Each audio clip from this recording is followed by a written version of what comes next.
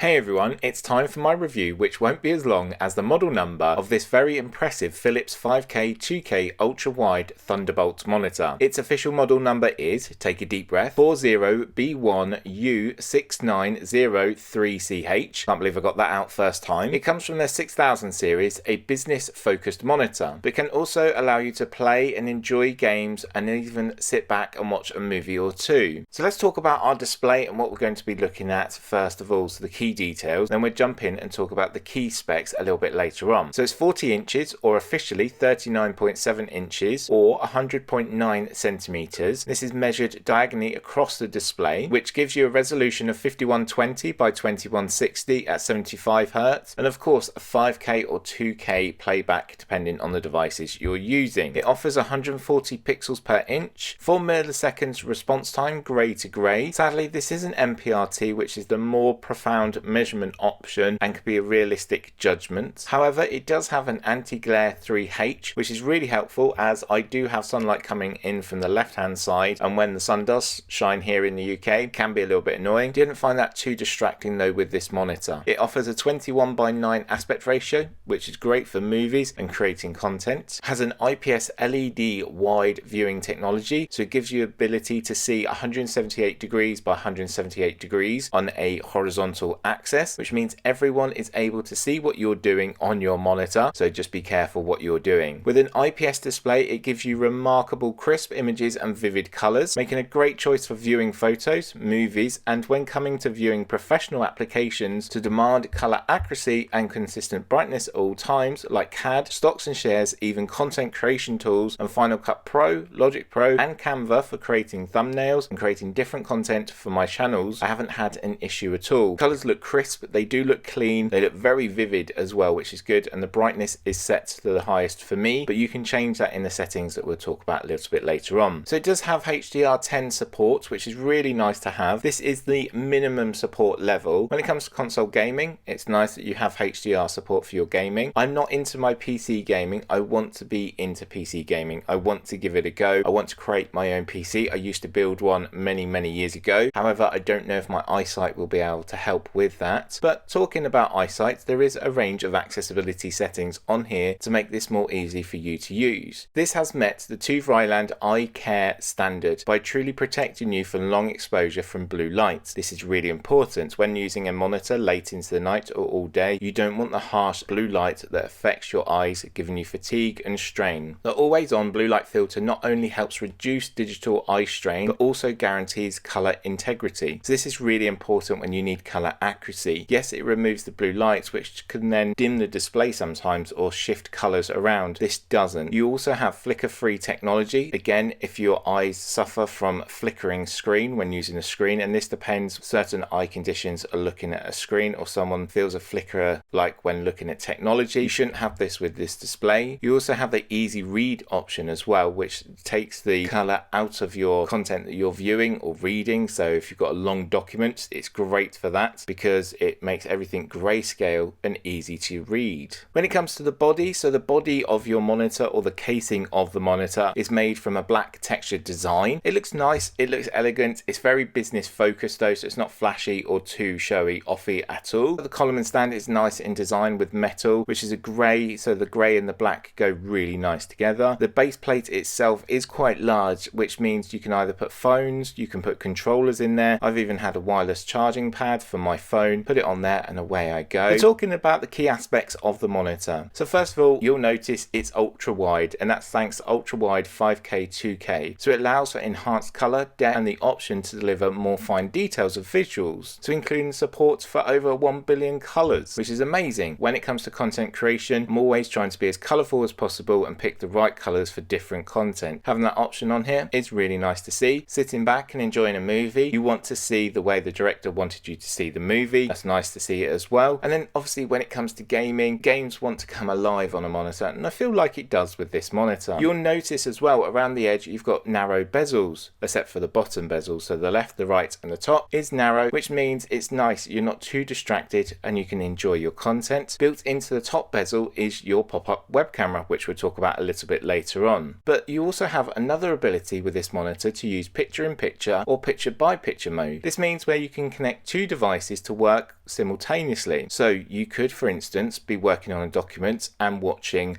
say, a sports match on a different device. So say like from the PlayStation, I could connect into Sky, which is a cable service provider here. I could sit back and watch the football or the soccer and actually still carry on doing my work. However, you could flip that around and actually console gaming while potentially having a social media feed going on the other channel. So two devices can connect in, or you can have picture by picture. So you can have them side by side, or you can have them picture inside another picture. So it depends what you want to do. Of course, that can be maneuvered round as well when it's in picture by picture. You can make it smaller, you can make it larger. That's all in the settings that we'll talk about a little bit later on. Also in this monitor, you have a KVM switch. So what is a KVM switch? This allows you to use the USB upstream or the Thunderbolt to use the same peripherals for separate devices. So this also saves space on your desktop and allows you to use multiple different devices with the same peripherals. This is really handy if you have to work on a office computer and your own computer. Okay, between Mac and Windows, this is going to be a little bit difficult. You'll need Windows devices to use this. However, it has been possible to use and hasn't had an issue for me. It's a little bit fiddly to set up, but it wasn't a problem once set up. So just take your time to set it all up. Make sure to use the KVM switch via the USB upstream. So make sure to look at your ports that we're going to talk about a little bit later on, and make sure your peripherals are set up on both machines as well. And it also, as I said, saves desk space, which is really handy to have, as this monitor will take up quite a bit of your desk. To left of the Philips logo on the front of the bezel, you will notice a sensor. This is their power sensor. When used, this will save you up to 80% of energy costs, and it detects people and when they are close to their monitor, and when it is turned on in settings, it will automatically reduce the brightness, and as soon as you come back, it will bring the brightness back to life. But however, by turning this on, it will help save 80%. And yes, it is a big monitor. It doesn't have the best energy rating, but with these features, you are able to save some energy. As all Philips monitors, this has Smart Image Preset, a range of different settings and modes that you can quickly flick through that automatically change the settings to make it more enjoyable for you. So you have a range to choose from, which includes Easy Read. As I mentioned, this makes it all grey. This makes it easier to read heavy documents or text-based websites. You have Office mode, you've got Photo, which is great for photo editing and seeing your photos. Movie, so sitting back and enjoying a movie. Gaming, so I use this when I switch over to the console gaming. Economy mode, so again makes it lower energy. You've got Low Blue mode, so a different option to the always on blue filter, so you can really reduce that blue light if you want to. And Smart Uniformity, and then Off. So you have a range of different options there to really help you choose which ones you want to do, and you can quickly toggle through them. So there is a button system on this monitor, so you have to use the buttons, which is a little bit fiddly, but actually okay to use when you get going with it. Talking about connectivity now, and this is where the Philips docking monitor is equipped with a Thunderbolt 4 connection. So compared with conventional USB-C monitors, Thunderbolt 4 technology provides lightning fast 40 gigabits of data transfer, which is great when you need to transfer videos or large files. Offers the ability to multi-stream transport for daisy chaining,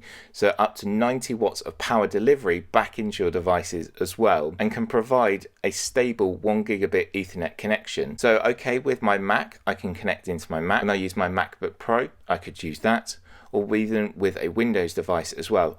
I could even connect in that and then daisy chain up if I had multiple monitors. I don't know where I would put multiple monitors of this size. However, I would like to see it if someone is able to do it. So with simple and powerful daisy chaining, you are allowed a multi-monitor setup, and it allows you to deliver multiple monitors to enjoy your content, and that's all thanks to the Thunderbolt connection. When it comes to your inputs, you've got HDMI 2.0 and you have two of those. You have a DisplayPort 1.4 and you have one of those. That's most probably where you're going to get your 75 Hz refresh rate through that port instead of the HDMI. You have your Thunderbolt 4, and you have one of those. They're upstream and data and video and power delivery up to 90 watts. Then coming to your output, so you have an input and an output. You have an output Thunderbolt 4, and there's one of those. Downstream data power delivery 15 watts. So you have to make sure you choose the right port for you. So when it comes to your USB selection, you have quite a lot to choose from here. So USB 3.2 Gen 2, you have USB upstream, you have one of those. USB-A downstream, you have four of those, with one being fast charging, USB-C downstream with power delivery at 45 watts. You have an audio and microphone in combo jack as well, so you can plug something in if you want to. And if you want to connect directly into your internet or into your router, you can with an RJ45 Ethernet LAN cable, which is up to 1 gigabit. You also have a headphone hook on this monitor. Instead of putting your headphones on the desk, you don't want them on your head.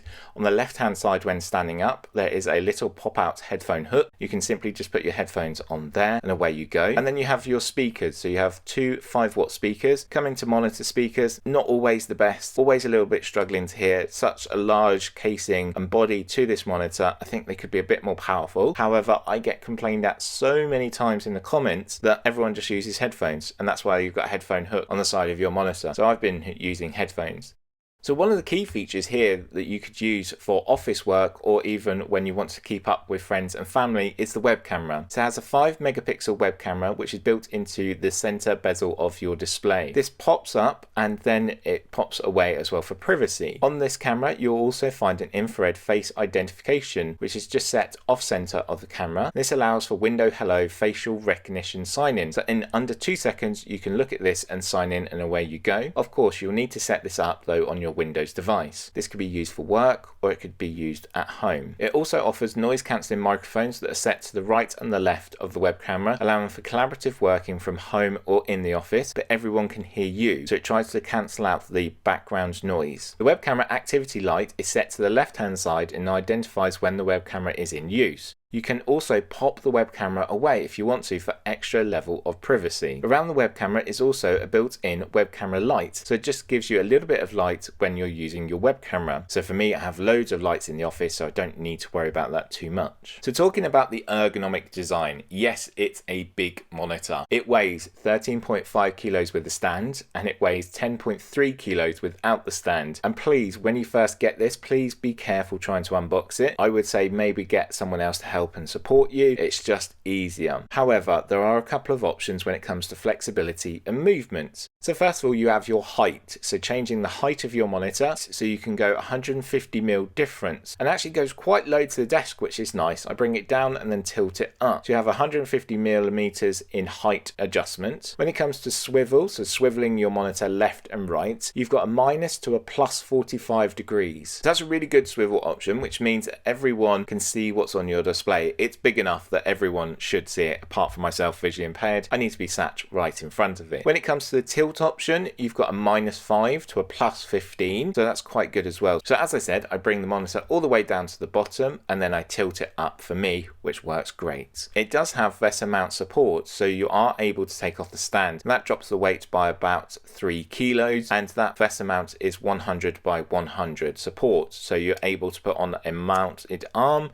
or another stand if you want to. You also get a Kensington lock, so you can lock down your monitor. I'd love to see someone try and take this under their arm without you noticing. It's not gonna happen. It's great that it's got that option there, but I don't think you need to worry about someone moving quite stiffly with this monitor. It's going to be very noticeable. So a little few extras that I want to talk about. So it has a G energy rating. This is a big display, which means it's got to show many pixels and over 1 billion colors, and it's going to use a lot of energy. So it uses 58.3 watts, but when switched to eco mode, it will only use 44.6. However, one thing I do like to notice here when I was talking about the ports, you may have noticed there's a dedicated on-off switch that you can quickly flick on and off, and this will mean it uses 0 watts being used. When it comes to packaging, I just want to mention now, talking about recyclable packaging and making sure that we're a bit eco-friendly here. Packaging is 100% recycled materials, and post-consumer recycled plastic is 85%, which is really important. I think thinking about our environment as well, and trying to maybe think what I throw away, what I keep, what I repurpose, or what I could sell on, or what I could give away as well.